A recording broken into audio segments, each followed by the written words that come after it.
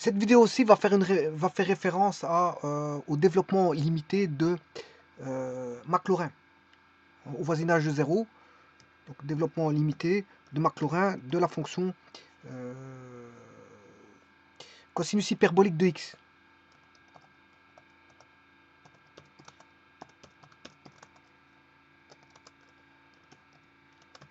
Fonction cosinus hyperbolique de x.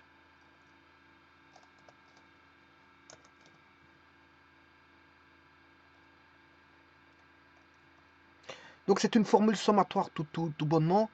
Et si n est, ici n est fini, et si n est infini, ben, ça devient une série. Si n est fini, ça devient une série. Alors la première chose, c'est de voir la fonction cosinus hyperbolique de x. À quoi elle ressemble, bon, et où est-elle définie. Alors je vous rappelle que la fonction cosinus hyperbolique est une fonction que j'écris comme ceci. C'est une fonction de R dans R. Qui à x fait correspondre, donc le cosinus hyperbolique qui est y, bien sûr, ça c'est y, mais c'est aussi f de x. Et c'est égal à e de x plus e de moins x, le tout sur 2. Son domaine, ben, le domaine de cosinus hyperbolique de x, c'est tous les réels. L'image de cosinus hyperbolique, ben, il va aller de 1 à plus l'infini. Et c'est une fonction paire, c'est-à-dire que cosinus hyperbolique de x est égal à cosinus hyperbolique de moins x. C'est une fonction paire, donc une symétrie orthogonale par rapport à l'axe OY. Ben, on va voir ça tout de suite. Donc c'est une espèce de parabole, hein, je vous le dis tout de suite. Tout d'abord, e de x, qu'est-ce que c'est? C'est la fonction exponentielle.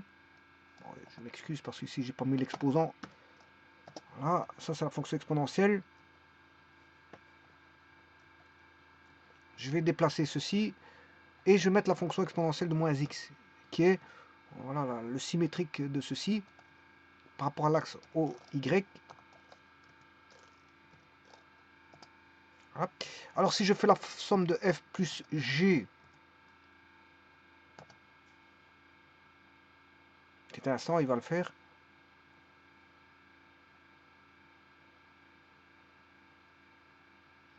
Je ne sais pas pourquoi il ne le fait pas. Voilà, il est là. Et donc,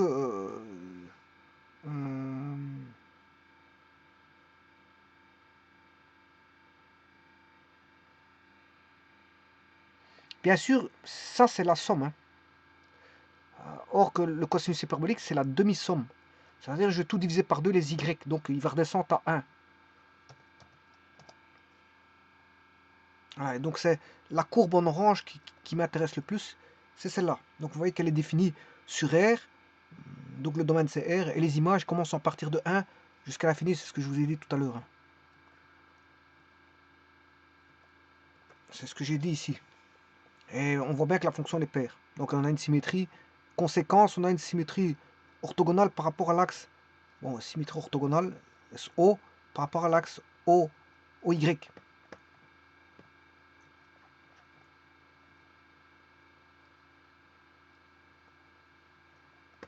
C'est une symétrie orthogonale par rapport à l'axe OY. Et donc on peut avoir la demi-partie gauche. Ben, en fait, je vais déjà dessiner la cosinus hyperbolique. Pour bien montrer que c'est bien ça. N'oublie pas que c'est cos h, bien sûr, de x. Voilà, c'est cette fonction-là. Maintenant, si je dessine uniquement une partie gauche, la partie gauche, si x est plus petit que 0, à ce moment-là, je vais dessiner Q. Bon, ici, à mon avis, il y a une erreur. C'est pas un point virgule, à mon avis, c'est une virgule. Voilà, il y avait une erreur de syntaxe.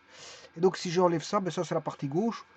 Vous voulez la partie droite, c'est cosinus hyperbolique. Enfin, je m'excuse. C'est si x est plus grand que 0, ou plus grand ou égal, hein, je peux mettre égal, je vais prendre positif, et non pas strictement positif, virgule, je vais mettre le cosinus hyperbolique de x, et là vous avez la partie droite, donc on sait avoir la partie gauche, enfin gauche ici, ça c'est la partie gauche, on sait avoir la partie droite, que voici, et les deux forment bien sûr la fonction complète. Ça c'est la petite histoire du cosinus hyperbolique. Sachez que le sinus hyperbolique, ben, c'est la différence, hein, c'est tout bonnement e exponentielle de x. Cette fois-ci on fait une différence, moins exponentielle de moins x.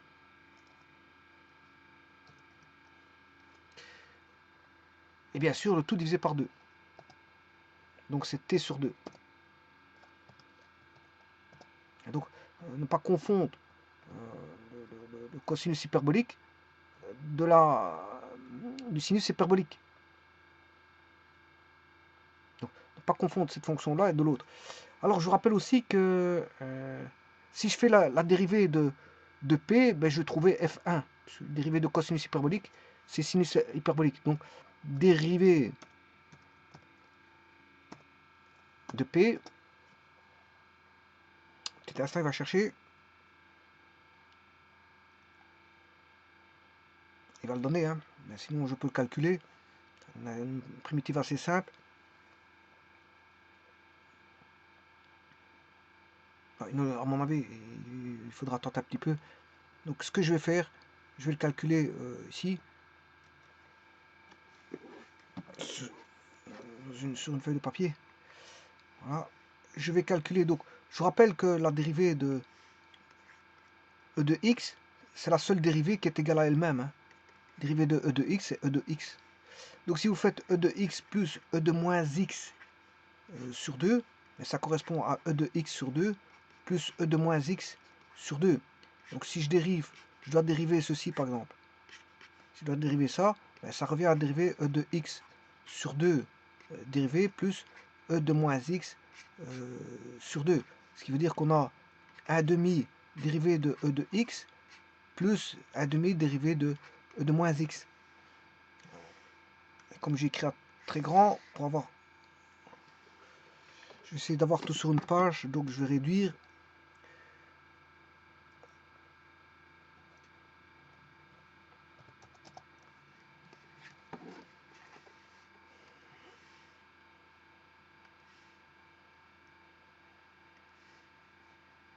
Bien sûr, là, il faut dériver ceci et dériver ceci. Dérivé de e de x, c'est e de x. Dérivé de e de moins x, c'est moins e de moins x. Parce qu'il faut dériver la partie là de moins x qui vaut moins 1. C'est e de f. Hein, et ça, c'est f' fois e de f. Tout ça tout bonnement. Et comme f vaut moins x, dérivé de moins x, ça fait moins 1. Donc on retrouve ça. Donc on aura, on retrouve e de x moins e de moins x sur 2. Donc la dérivée de cosinus hyperbolique, sa dérivée c'est sinus hyperbolique.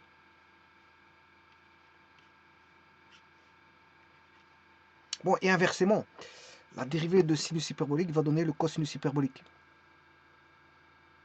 Donc maintenant, je vais dériver le sinus hyperbolique. Donc la dérivée du cosinus hyperbolique de x, si je dérive ceci, ben, ça fait sinus hyperbolique de x. Maintenant, si je dérive sinus hyperbolique de x, ça fera le cosinus hyperbolique de x. Effectivement, si j'ai e de x moins e de moins x sur 2, je dérive ceci, ben, ça fera e de x. Alors là, ça va donner moins x, mais comme il y a un moins là, moins par moins, ça fera plus e de moins x. Et la constante, elle peut sortir du signe dérivé. Hein, je la sors ici. Voilà, je fais ça. Et ça donne ça. Et donc ça, c'est sinus hyperbolique de x. Bon, ceci étant dit. Alors, je vous rappelle encore une fois aussi.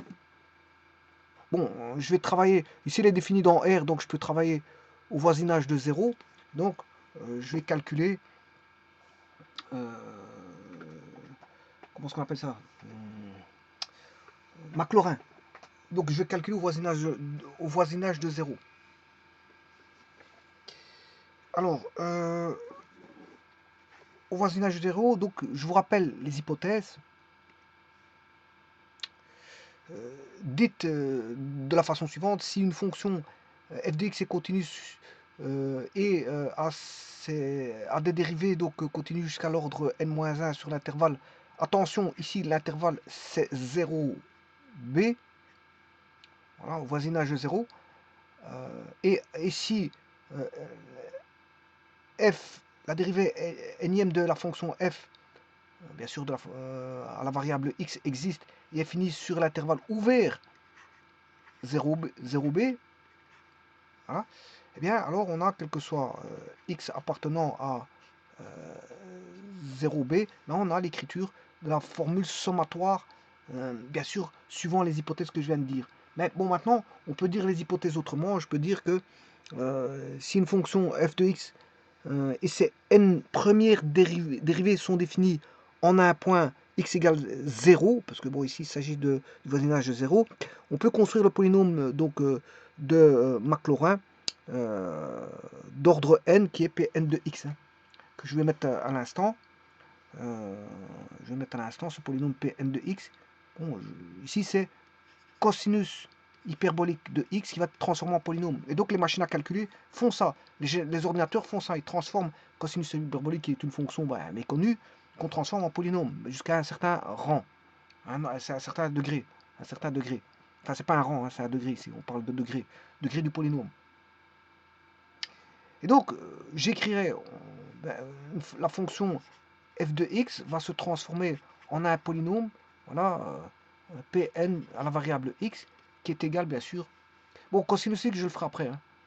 Ça, je le ferai après. Je vais d'abord voir la formule de Maclaurin. Maclaurin, bon, Maclaurin, je peux l'écrire avec un A ou sans A. Mac, comme si Maclaurin. Bon, c'est plus facile de l'écrire sans A, donc Mac. Donc, ce polynôme va s'écrire f de 0 plus f' en 0 fois x exposant 1 sur 1 factoriel, plus f seconde fois x au carré sur 2 factoriel, plus f tierce ou dérivée troisième au point 0, bien sûr. Oui, attention qu'ici c'est au point 0, au voisinage 0, x cube. Donc il faut que cette dérivée existe. Hein. C'est ça que je vous disais, l'hypothèse, il faut que les dérivées existent. Attention que ça, c'est pas une dérivée. Les dérivées commencent à partir d'ici. Voilà, c'est dérivée première, dérivée seconde, dérivée troisième, etc. Bien sûr, ne pas oublier sur 3 factoriels, plus 3 petits points, et j'écrirai la suite. Comment je pourrais écrire la suite de la somme?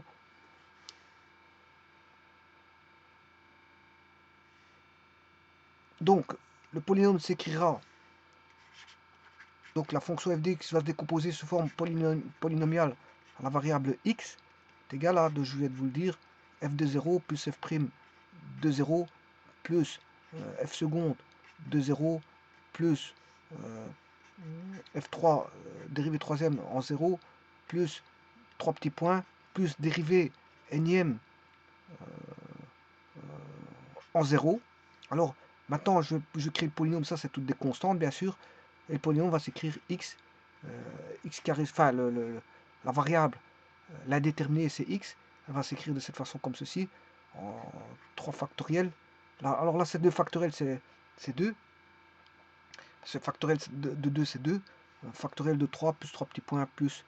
Et là on aura bien sûr, si je vais jusqu'à la dérivée n-1e, j'aurai x n-1 sur n-1 factoriel plus. Et là, bon, je peux continuer. Hein, je peux continuer. Alors là, à ce moment-là, si n tend vers l'infini, on a ce qu'on appelle une série. Si n est fini, ben alors à ce moment-là, on a une formule sommatoire ou un développement limité. Et on va se limiter où? Ben, ça dépendra du problème traité, les hypothèses à prendre en compte. Donc, on va négliger des termes et donc on va créer ce qu'on appelle une erreur. Parce qu'on n'a plus, bien sûr, le polynôme va être approximé le plus possible, mais bon, on aura une approximation, je veux dire, au plus près. mais on aura toujours une petite erreur. Mais attends, on peut aller loin. On peut aller loin dans... l'erreur est peut-être très minime, hein, très minime, voilà. Donc ça veut dire qu'on a une très bonne approximation de la fonction f de x par le polynôme. Et donc là, on peut s'arrêter à un degré donné. Voilà, un degré donné. Et donc à ce moment-là, j'écrirai, là, si c'est fini, bon, je vais m'arrêter à un θ donné.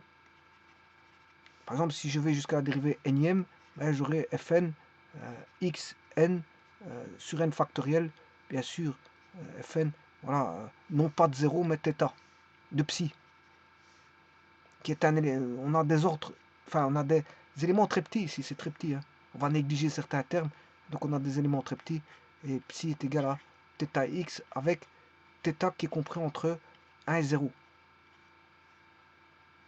Et voilà, ben c'est de ça qu'il s'agit ici, et de traiter ça, ben, on va traiter ce problème-là. Petit instant, le temps que la page s'ouvre. Alors maintenant, la première des choses, c'est de partir du cosinus hyperbolique, et on va dériver en sachant que la dérivée de cosinus hyperbolique, ben, c'est sinus hyperbolique, et que la dérivée du sinus hyperbolique, c'est cosinus hyperbolique. Donc on aura voilà, un effet, enfin, on va dire des termes alternatifs qui vont s'écrire. Alors, je débute cosinus hyperbolique de x. Bon, ici c'est ch. Je l'écris ch, hein. Ben, ça c'est cosinus hyperbolique de x. Bon, GeoGebra le voit comme étant cos h. Bon, mais moi je l'écris avec ch pour aller plus vite, hein. Bon, on peut écrire ch, c'est pas un problème. C'est compréhensible. Ch est cosinus hyperbolique. Bien sûr, en un mot. Hein. Ouais, normalement, je dois écrire comme ceci. Cosinus, le h est collé. Voilà, comme ceci, de h. Et moi, je l'écris ici ch pour aller beaucoup plus vite. Hein. Vous aurez compris que c'est pour aller beaucoup plus vite. Alors, je débute, si je dérive, je prends cosinus hyperbolique, je dérive, ça fait sinus hyperbolique. Si je dérive, ça fait cosinus hyperbolique. Si je dérive, c'est sinus hyperbolique. Si je dérive, c'est cosinus hyperbolique. Et voilà, vous voyez que c'est alternatif, hein, comme ça. Ça va très vite pour calculer la dérivée première, la dérivée seconde, la dérivée... attention que ça, c'est la dérivée première ch de x. Ça, c'est la dérivée seconde de ch de x. Ça, c'est la dérivée troisième de ch de x. Voilà, et ainsi de suite. Et ça, c'est la dérivée quatrième de ch de x. Et donc, maintenant, je vais remplacer par 0. Ben, si je remplace par ch de x par 0, c'est e de 0 plus... non, ici, j'ai obtenu... attention que... il y a ici un petit problème. Pas se tromper non plus. Donc j'obtiens la première. Non, ici je me suis trompé. Je pars de cosinus x. Je dérive la première. Ça fait sinus hyperbolique de x. Ensuite je dérive. Donc ça c'est une dérivée seconde. Ça c'est une dérivée troisième. Ça c'est une dérivée quatrième. Et ça c'est déjà une dérivée cinquième. Voilà, je me suis trompé de 1.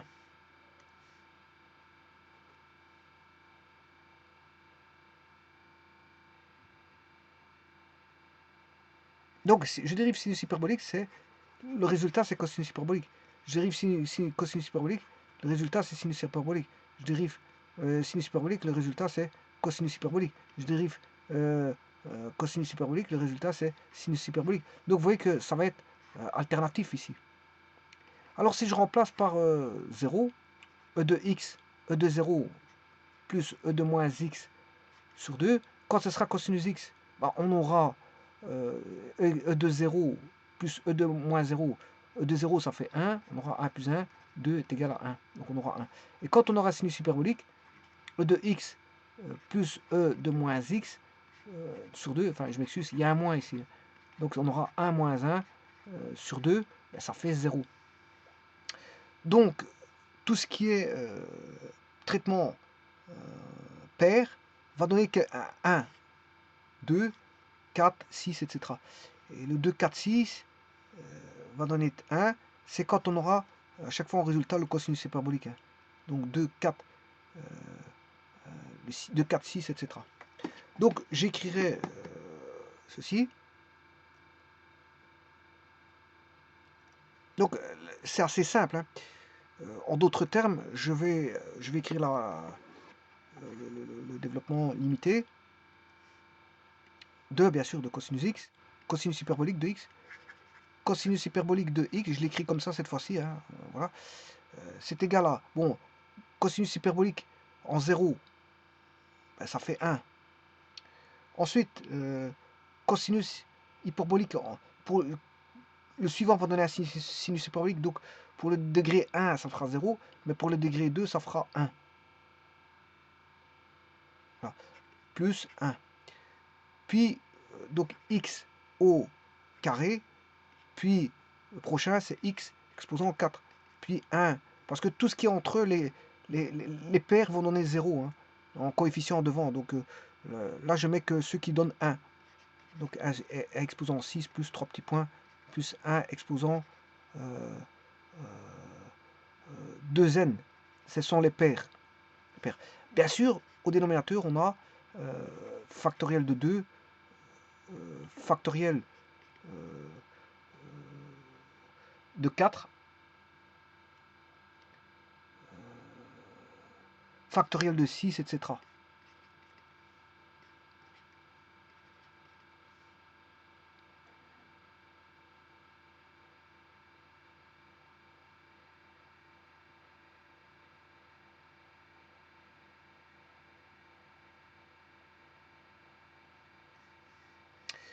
Voilà, donc je vais essayer de l'approximer maintenant sur GeoGebra, la fonction bien sûr avec cosinus hyperbolique, et bien voir que c'est ça qu'on a.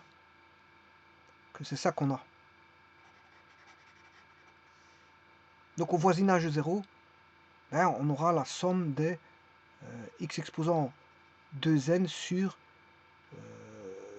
2n factoriel. Donc le premier ici, si n vaut 0, si n vaut 0, 2 exposant 0, ça fait 1, et une fois 2, ah oui, là on va avoir un demi. Oui.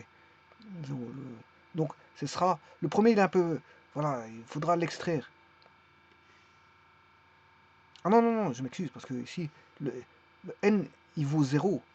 2 fois 0, ça fait 0. 0 factoriel, ça fait 1. Donc c'est bon.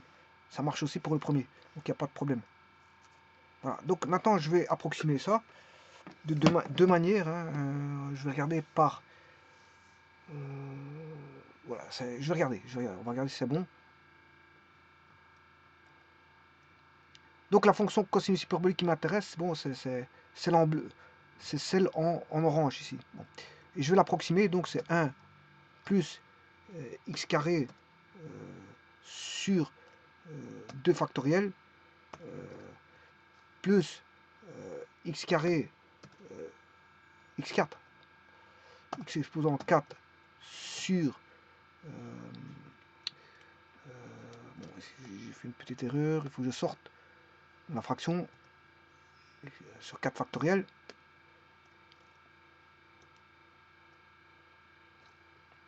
plus x exposant 6 sur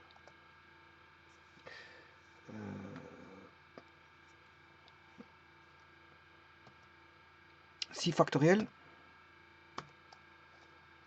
plus x exposant 8 sur 8 factoriel. Bon, on va déjà regarder avec ça. Ah, voilà, elle est très, très bien approximée. Elle est superbement approximée pour les polynômes. Voilà, déjà à l'ordre 8. Hein. À l'ordre 8, elle est très bien approximée. Voilà, à l'ordre 8. Vous voyez ce que ça donne. Hein. Elle est très bien approximée à l'ordre 8.